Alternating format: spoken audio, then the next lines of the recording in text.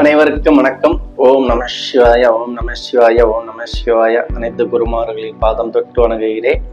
இன்னைக்கு நம்ம பார்க்கக்கூடிய தலைப்பு என்னன்னு பாத்தீங்கன்னா, பொருளாதார நிலை எப்படி இருக்கும். ஒருவர் பொருளாதார நிலையில சிறப்பா இருக்கிறோம், நார்மலா இருக்கிறோம், கடைசி வரைக்கும், அதாவது ஒரு 20 வயசுல இருந்து உழைக்க ஆரம்பிச்சதுல இருந்து லாஸ்ட் எண்டு வரைக்கும் பாத்தீங்கன்னா சில பேர் பொருளாதாரமே சிறப்பா இருக்காது. என்னதான் உழைச்சாலும் பொருளாதாரம் சிறப்பா இருக்காது, சேமிப்பு இருக்காது. அதே மாதிரி சில பேர் பாத்தீங்கன்னா குயிக்கா சின்ன வயசுல, அதாவது தொழிலுக்கு வருவாங்க, குயிக்கா முன்னேறக்கூடிய அமைப்பு இருக்கும். இதுக்கு என்ன அமைப்புல இருந்தா ஜாதகர் எப்படி இருப்பார், அந்த மாதிரிதான் நம்ம பார்க்க போகிறோம். இப்ப பாத்தீங்கன்னா பொருளாதாரம் ரெண்டாம் இடம், ரெண்டாம் வீடு தனஸ்தானம், சரிங்களா? 2, 6, 10 சொல்றது அர்த்த திரிகோணம். அதாவது இதுதான் பொருளாதாரத்தை குறிக்கக்கூடிய வீடுகள் அப்படின்னு சொல்லும் போது இங்க 4, 2, 4, 6, 10 எடுத்திருக்கேன். இங்க 4 நான் எதுக்கு எடுத்திருக்கேன்னா, 4ஆம் வீடு பாத்தீங்கன்னா சொத்தாக்கக்கூடியது, ஒரு சம்பாத்தியத்தை சொத்தாக்கக்கூடியது. அதனால இங்க 2, 4, 6, 10 வீடை நான் எடுத்திருக்கேன். அதே மாதிரி 9 கிரகங்களையும் குரு சுக்கிரன் தன காரகன், அதனால குரு சுக்கிரன் நம்ம எடுத்திருக்கோம். இந்த 9 பேத்துல ஒரு 4-5 பேரு நான் சொல்ற மாதிரி இருந்தாங்கன்னா சிறப்பா இருக்கும். இப்ப பாருங்க, 2ஆம் வீடு, 4ஆம் வீடு, 6ஆம் வீடு, 10ஆம் வீடு, 2, 4, 6, 10ஆம் வீட்டை தொடர்பு கொண்ட ஜாதகர் பாத்தீங்கன்னா தனநிலை சிறப்பாக இருக்கும்.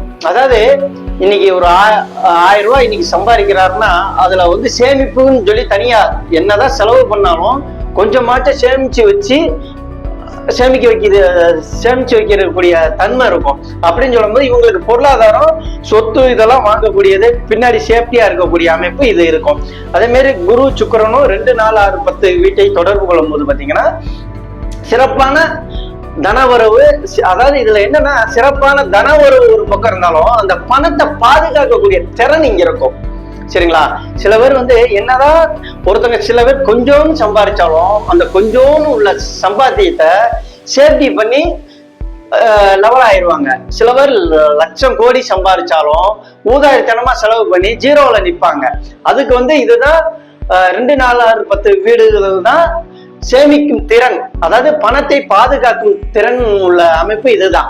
அதுல பாத்தீங்கன்னா இந்த 9 கிரகங்கள்ல ஒரு 4 கிரகங்களாச்சும் இந்த வீட்டை தொடர்பு கொண்டவங்க சிறப்பான தன நிலையில இருப்பாங்க. இப்போ பாத்தீங்கன்னா அதே 2, 4, 6, 10 வீடு 3, 7, 11 சுக்கிரனும் குருவும் 3, 7, 11 இந்த ஜாதகர் பாத்தீங்கன்னா கையில பணமா வச்சிருப்பாங்க, பேங்க்ல அக்கௌண்ட்ல கேஷா வச்சிருப்பாங்க, நகைய ஜூவல்ஸா வச்சிருப்பாங்க, இந்த மாதிரி அமைப்பா இருப்பாங்க. ஆனா ப்ராப்பர்ட்டிக்கு போக மாட்டாங்க, சொத்து எல்லாம் வாங்க மாட்டாங்க. இந்த ஜாதகர் அதிகமா சொத்து எல்லாம் வாங்கக்கூடிய எண்ணங்கள் அவங்களுக்கு இருக்காது, பணத்தை பணமா வச்சிருப்பாங்க. இது நடுநிலையான அமைப்பு. இந்த ஜாதகர் ஓரளவுக்கு பரவாயில்ல, நடுநிலை. அதாவது சம்பாதிக்கிற பணத்தை ஜாலியா செலவும் பண்ணுவாங்க, அதே நேரத்துல கொஞ்சம் பாதுகாக்கக்கூடிய தன்மை இருக்கும். அதான் நடுநிலைன்னு சொல்றோம். இப்போ பாத்தீங்கன்னா இந்த 2, 4, 6, 10 வீடுகள் 3, 9 தொடர்பு கொள்ளுது. குரு சுக்கிரன் 3, 9 தொடர்பு கொள்ளுது. பெரும்பாலும் 3, 9 எல்லாம் இந்த 12 வீடுகளும் 9 கிரகங்களும் சில ஜாதகத்துல 3, 9 தொடர்பு கொண்ட ஜாதகம்லாம் இருக்கு. அவங்க எல்லாம் பாத்தீங்கன்னா 70 வயசு உள்ள ஜாதகர் பாத்தீங்கன்னா இப்ப வரைக்கும் உழைச்சுக்கிட்டு தான் இருக்காங்க. ஏன்னா இந்த 3, 9 சொல்றது நல்ல உழைப்பாங்க, வருமானம் வரும், அந்த பணத்தை பாதுகாக்க மாட்டாங்க, கொஞ்சம் செலவு பண்ணிடுவாங்க. இன்னைக்கு வேணும் சொல்லி நினைச்சு பார்க்காம செலவு பண்ணக்கூடிய அமைப்பு இருக்கும். இது வரவுக்கும் செலவுக்கும் சரியாக இருக்கக்கூடிய அமைப்பு. அதாவது இது வரவுக்கு செலவுக்கு சரியா இருக்கும், ஆனா இவங்க சேஃப்டி பண்ண முடியாது, சரிங்களா? இது 3வது இதை நம்ம எடுத்துக்கலாம். இது ஃபர்ஸ்ட், இது 2வது, இது 3வது எடுத்துக்கலாம். இப்போ 4வது இது பாத்தீங்கன்னா 2, 4, 6, 10ஆம் வீடு 5, 9 குரு சுக்கிரன் 5, 9 இவங்க இந்த கேட்டகரி பாத்தீங்கன்னா என்ன அமைப்புன்னு பாத்தீங்கன்னா, இவங்க சம்பாத்தியம் பண்ணா அந்த பணத்தை ஊதாரித்தனமா செலவு பண்ணக்கூடிய அமைப்பு இருக்குங்க. தானம் தர்மம் பண்ணுவாங்க. அதாவது 1 லட்ச ரூபாய் சம்பாதிச்சாங்கன்னா அந்த 1 லட்ச ரூபாய் அப்படியே செலவு பண்ணக்கூடிய அமைப்பு இருக்கும். கொஞ்சமாச்சும் சேஃப்டி பண்ணி வைக்கணும், இந்த மாதிரி அமைப்பெல்லாம் உங்களுக்கு இருக்காதுங்க. என்ன அதே மாதிரி தெண்ட செலவுகள், அதாவது ஊதாரித்தனமாக செலவு பண்ணக்கூடிய அமைப்பு இந்த 5-9க்கு இருக்கு. இது மோசமான அமைப்புங்க. அதே மாதிரி இந்த 2-4-6-10 வீடு 8-12 தொடர்பு கொண்டால், குரு சுக்கிரன் 8-12 தொடர்பு கொண்டால், இப்போ இங்கிட்டு வந்துடுறேன்.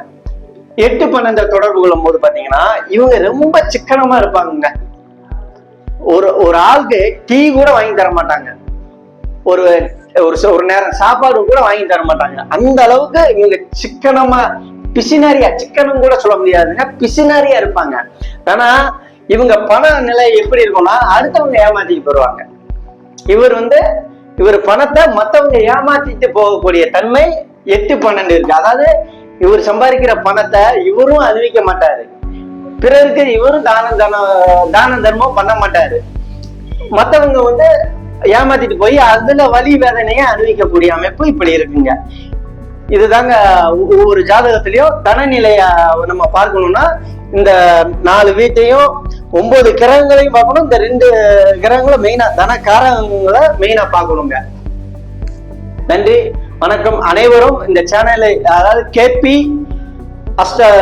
அஸ்ட்ராலஜி கோவை சிவத்தங்கம் சேனலை சப்ஸ்கிரைப் பண்ணுங்க, லைக் பண்ணுங்க, கமெண்ட் பண்ணுங்க. உங்களுக்கு நல்ல ஜோதிட தகவல்கள், நல்ல தகவலா கொடுப்போம். நன்றி, வணக்கம்.